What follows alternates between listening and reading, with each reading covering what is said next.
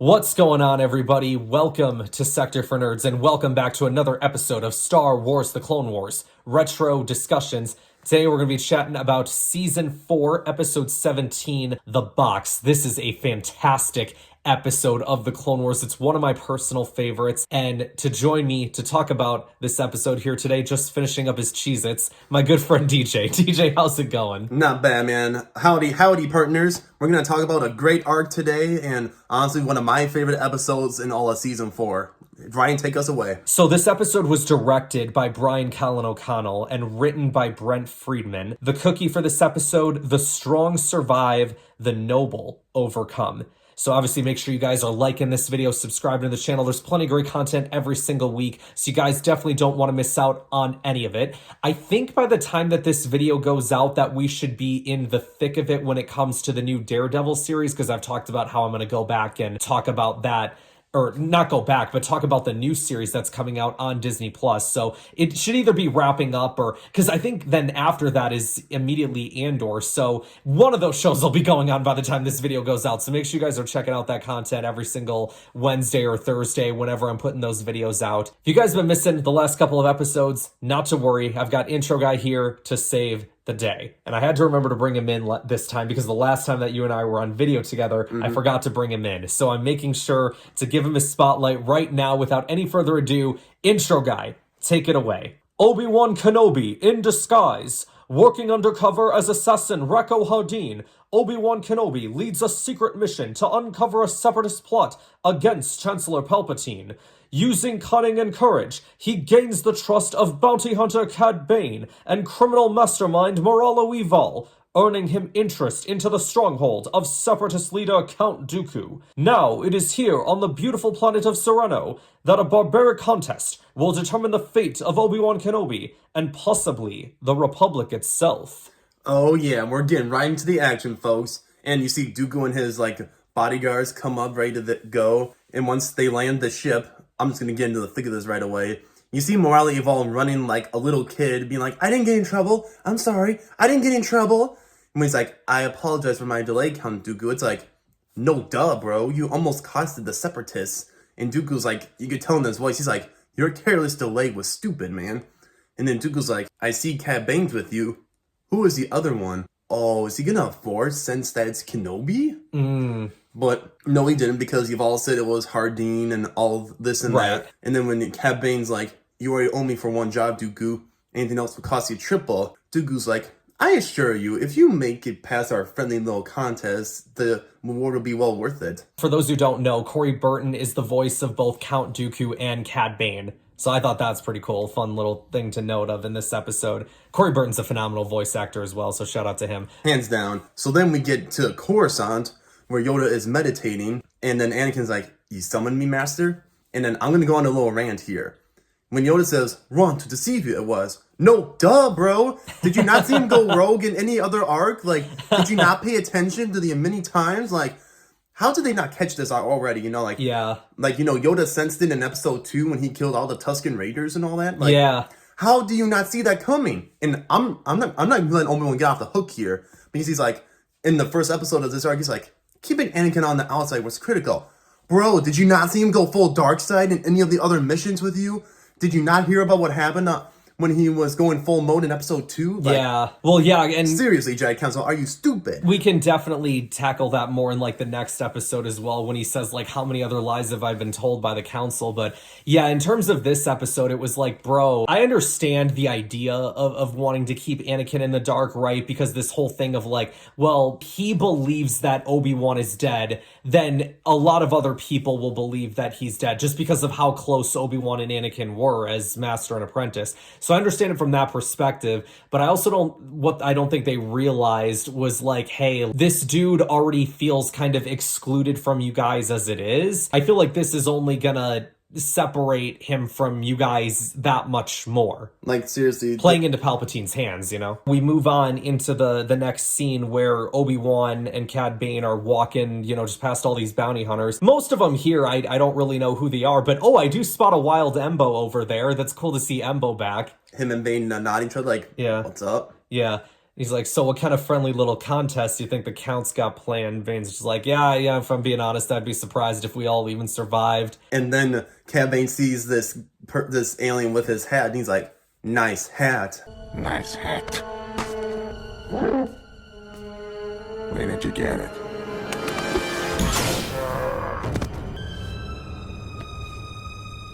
What are you looking at?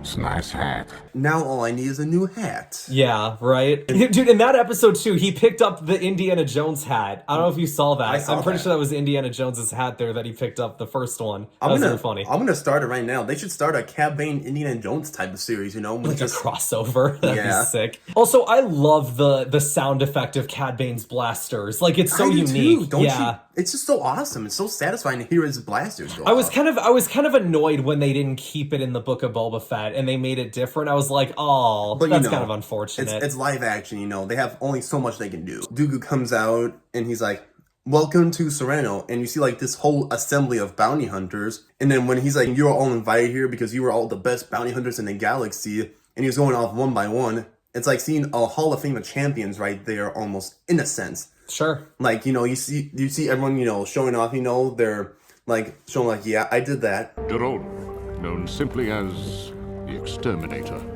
Sixtat, the Outland's Butcher. Embo, your bounty tallies were second only to one last season. Cad Bane, who needs no introduction. Rako Hardeen, the marksman of Concord Dawn. And Dooku is like, all of you will enter what we call the box. Turn around and you see this huge box. Like, what is going to happen in that box, No, it's literally in the name. It's a box. Yeah. And then Dooku's like, some of you will not make it out alive. But for those you do, we are looking for, the 5 top bounty hunters, whatever. Yeah. And he's like, and when we succeed, we will bring the Republic down to its pitiful knees. Favorite Dooku quote of them, honestly. Yeah, that's a good one. But that authority, man, it was like, wow, he's serious about this.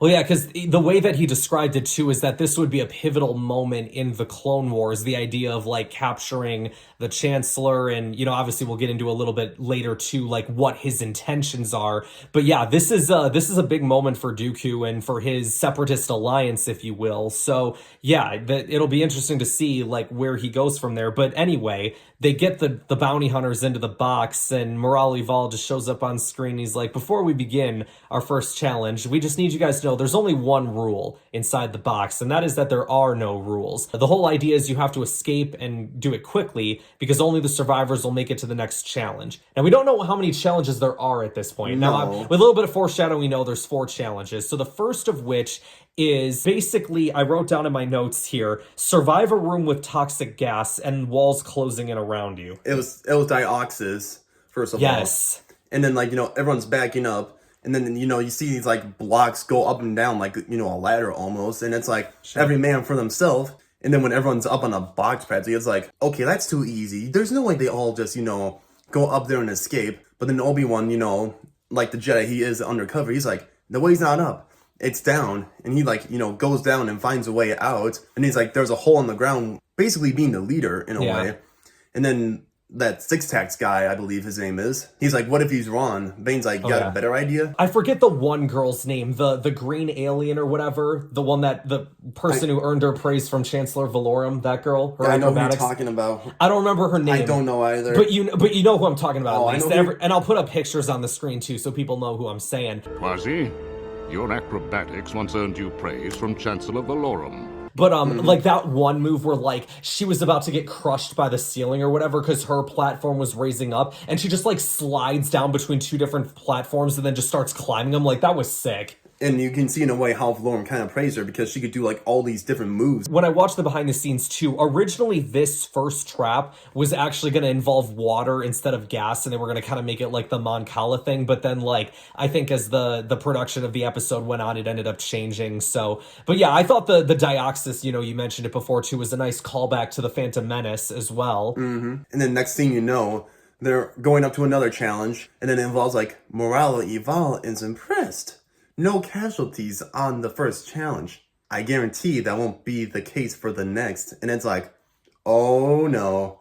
And then, you know, you see like these little like swords come out where they, you know, stab people. It's like, oh no, this is actually serious here. You They're know, like little lightsabers attached to the little walls. lightsabers. It was funny. Yeah. And then you see like one person get killed off already, the brother of the person who Cad Bane killed. Yes, he was the first one to go. Yeah, no surprise, sadly. That pirate got taken out pretty quick too. Like he was gonna jump and then just BAM got taken out by the wall. And is it just me or did you see someone get choked out in the background before Cad Bane jumped? Like before. Oh yeah, Embo was choking somebody out. I don't think he actually like finished the job, but he was just like grabbed him, or maybe he did, but like he was grabbing him by the throat, and then that was it for him. I'm pretty sure. Well, a little piggyback here. So Obi-Wan Kenobi, like usual, is like telling Bane what to do and all that, and he's like, "If I can time it right, just follow me when to start." Yeah. And then he's moving and all that, and then Cad Bane's moving. First off, the music is very awesome during this challenge here. It's so awesome. Yeah. They're climbing up and all that.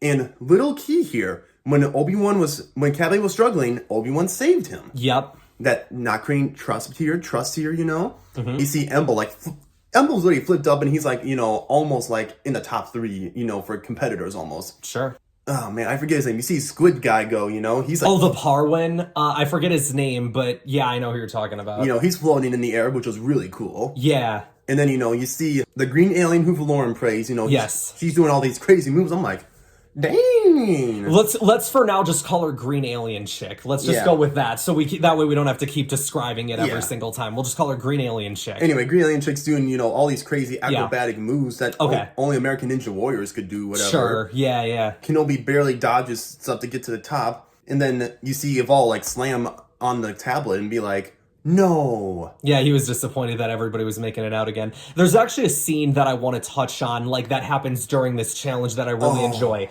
Yeah, I think you know what I'm talking about. So, Count Dooku is sitting there with Moralo Eval, and he says, there's something different about this Rako Hardeen guy here. Why don't you tell me a little bit about him? Eval looks up a little bit of information on him, and he goes, he killed the Jedi Obi-Wan Kenobi, but, he only did it with a sniper rifle, not a big deal. But Dooku's like, wait, Obi-Wan Kenobi? Like, he was very curious, like, wait a second. Because Dooku knows Kenobi could easily, deflect a sniper. Well, exactly. He's like, wait a second, like, because one of the things I do respect about Dooku is, like, well, he doesn't like the Jedi. He doesn't seem to care about any of them, obviously, because he's, gone over to the dark side. Obviously. I do like that there is he does have the slightest bit of respect for Obi-Wan in the fact that that's his apprentice's apprentice. Yeah, because, both can find a neutral respect for Qui-Gon. They both have that relationship with Qui-Gon, yes. So I love that,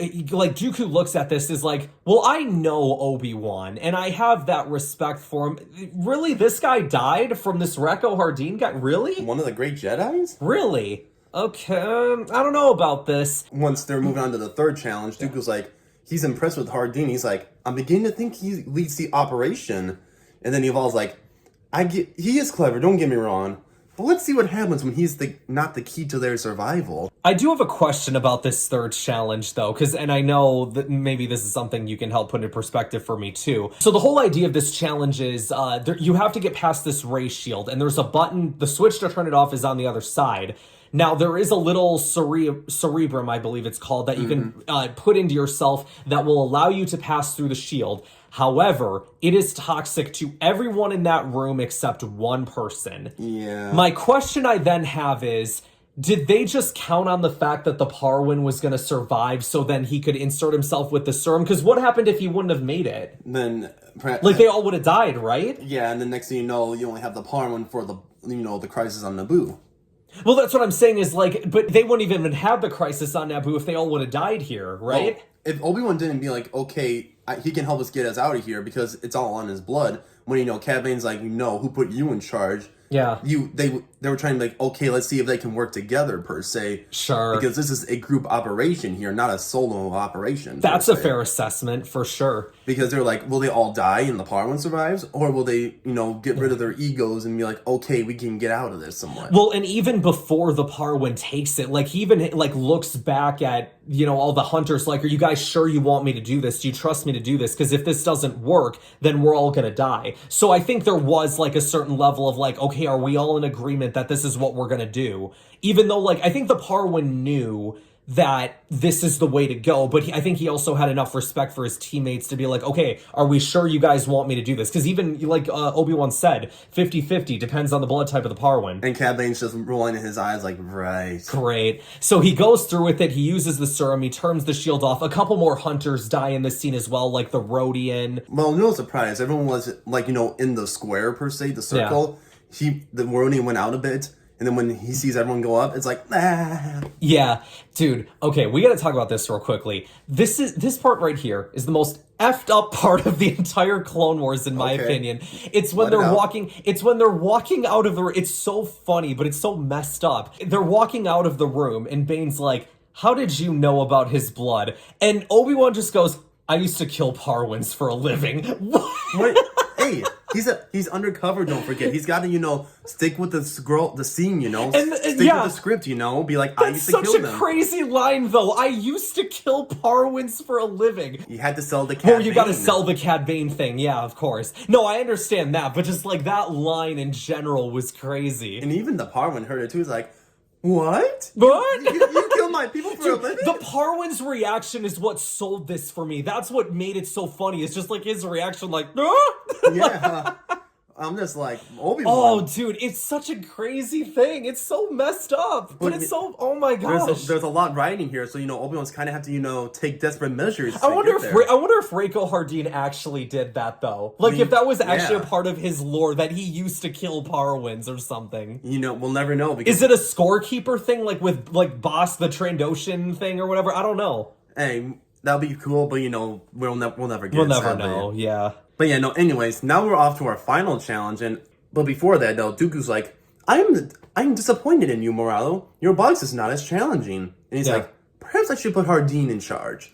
And then Evolve's like the little kid who's spoiled. He's like, but this was my plan. You promised me the lead role. Sure. And then Dooku's like, one last test, or otherwise else, it's a no. And then Evolve said, I will show you who is weak. So then, they see the fire come up.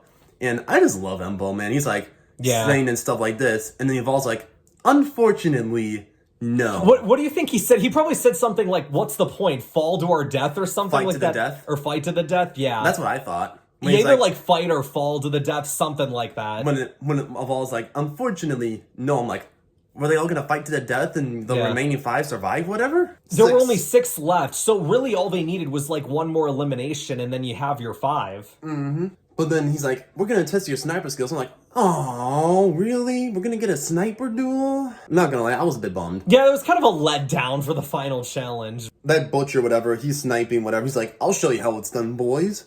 It immediately fails. Well, 2 shots and then he failed. Sure. And then Hardeen's like, being like, Dr. Kenobi, whatever. He's like, I get it. If we miss the target, soon there won't be any platform left. I'm like, well, yeah, no, duh, Obi-Wan. Yeah, I did feel. Thank you, Captain Obvious. I feel like that one was kind of clear. Like he was doing such a good job with all these observations, right? Like, okay, hold on, there's a pattern here. That one's next, or he's a Parwin. He can use the serum, and then this last one, he's just like, I get it. If we miss this target, the platform gets smaller, and that'll mean that there soon isn't going to be any platform left. No, duh. Thank you, Captain Obvious. So anyways, he grabs a sniper. And then I'm like, well, yeah, he's a Jedi. Of course he's not going to miss any shots here. Yeah. So then, he's making all these shots. Wait, what's funny, Rako Hardeen, when they met him, he was a sniper. So that is kind of true to the character of Rako, like if he's playing off of that. Yeah, so, they got that going. Yeah. And then slowly behind, you see the remaining 4 bounty hunters go up on a platform. And then Evolve's like, this is not the first time you saved everyone, Hardeen. 5 more shots. Let's see how good you really are. Yeah.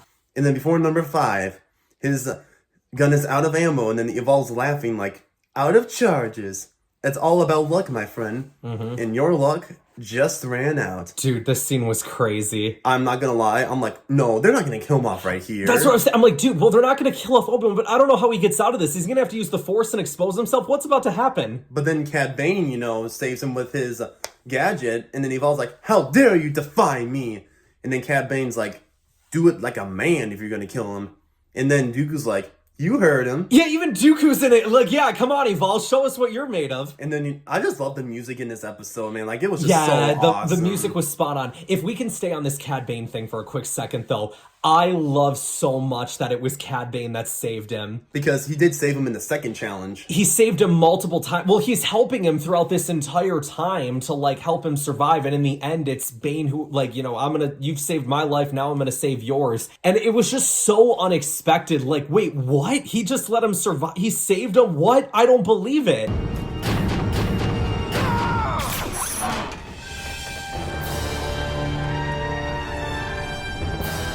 Dare you defy Moralo Eval?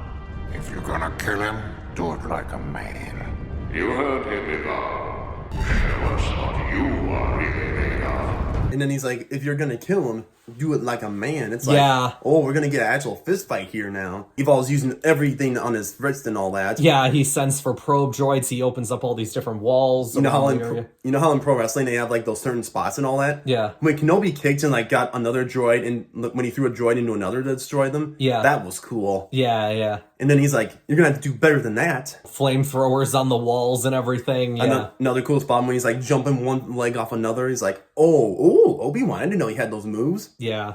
And then you're fighting, and then he's like, let's even the playing field. Obi-Wan's beating him down, and then when Dooku says, finish him, Hardeen, I'm like, no, really? Is he gonna finish him? Dooku's like, very disappointing. Yeah, and like even before that too, like if you look at the screen while Rako's beating up Eval, like Dooku has like this giant smile on his face too, like, good, take him out. Like, not that, because, you know, he doesn't really care about Eval that much, right? Eval is just like a means to an end for Dooku, and he was only just a pawn anyway. So, you know, he would have been fine if like Hardeen would have killed him right there and then, but obviously that wasn't meant to be. I do wonder if that moment was like the sole moment that made Dooku go, okay, this operation is now going to be run by Cad Bane. Because, like, before he was saying, like, you know, perhaps I should put Hardeen in charge of the mission. He's doing so well. But that had to do it because he's like, oh, wait. I wonder if Dooku's like, is he a Jedi person? Is he Obi-Wan? That's the interesting thing, is like the whole idea, because it's funny, when I was watching the behind the scenes for this episode, Dave Filoni had talked about the whole idea of the box being like this giant misdirect, in the fact that Dooku kind of already figured which bounty hunters were going to survive. So maybe in that case as well, maybe he figured like, okay, I'm probably going to have Cad Bane Embo. run this mission. Yeah, well, he probably figured he was going to have Bane be the leader because he's like the best bounty hunter out there, right? Hands down. So, but when he saw Hardeen throughout the challenge, he was like, oh, okay, this is curious. But then, like, obviously, when that stuff happened at the end, he's like, okay, you know what? We're just going to go with the safe option here and go with Cad Bane. But this whole idea of the box potentially sniffing out Jedi that would have been in there. So maybe Dooku, like, I don't think Dooku knew that Hardeen was Obi-Wan. But he was a little suspicious. But he could have been suspicious that a Jedi could have been involved in this, potentially, you know? And then he's like, congrats everyone for surviving the box. Tomorrow we will make our names known in the history of the Clone Wars and kidnap the Chancellor on the festival in Naboo. And then, you know, he's going over, like, once you're all on the transport, Eval will walk you through the plan. Their plan is to capture the Chancellor and make the Republic grant the release of all Separatist prisoners. And if their demands were not met, the Chancellor would be executed. And then he's like, however, the operation will be run by Cad Bane. All of you work for him now. Hands down, that was one of the best episodes in Clone Wars. Oh, it's so good. To see all the bounty hunters there, per se, not like all the bounty hunters we knew, but just a group of bounty hunters together, that was very cool. Yeah, dude, I think it would have definitely been interesting if you would have had other hunters in there, like if you would have put, like, someone like Boba Fett or, like, Bosk. Dengar. Yeah, you just run through them then. Take my thunder. Go for it. Sorry, man. I love this No, episode. go for it. Aurora Scene, you could have put in, like, so many different bounty hunters. What about, like, you put in Suki in there? You could have, like, there were so many different bounty hunters. Like, they could have done so much. Oh, 100%. But, like, yeah, I also understand it from the perspective of, like, okay, let's introduce some new characters in this as well. Let's not, you know, because there are some bounty hunters, right? Like Sugi. I don't think you necessarily see Sugi working for the Separatists. Though maybe I would have said that about Embo before, too, and he ended up doing it. So, you know what? Who knows? Bane has worked for both Sidious and Dooku now. Well, it's just funny, like, how he never worked for the Republic once, and he's always on the Separatists. Yeah. He that knows one- where his he leans more towards the dark side people. If anything, I'm just more curious, who does the Republic hire for bounty hunters, and if they know Bane is with the Separatists? Yeah, that's true. Because they hire bounty hunters too, you know. Yeah. I mean, the thing with bounty hunters is, like, I guess they don't necessarily have allegiance, but at the same time, like, again, They have preferences. you would never see Cad Bane working with the Republic much. No, but then again, it's all about the money for them, they say. You know what, at this point, too, Cad Bane's probably committed so many war crimes against the Republic anyway that they probably, like, if he had tried to work for them, they probably would have just captured him anyway. They have, like, well, even in the Bad Batch, too, they had a record on Republic files of Cad Bane. Yeah. Like, that's how much he's been doing against the Republic. That's true. That's very, very true. But yeah, no, it was a really good episode. So many bounty hunters, like, I cannot rave about it so much. It was just so awesome. Yeah, it's definitely one of my favorite episodes as well. But I believe for today, you guys, that is going to wrap us up. Next week, DJ, you're going to be back here. You and I are going to be talking about the episode Crisis on Naboo. Oh my gosh, you just think, if you think this arc couldn't get any better, it's going to get even more better. Absolutely. So that's going to wrap us up for today, you guys. Thank you so much for watching. Like this video, subscribe to the channel, share this video with others to help support the channel, and I will see you guys next time. Gotcha. East side. The security guard on the stairs. Skywalker, the shield generator.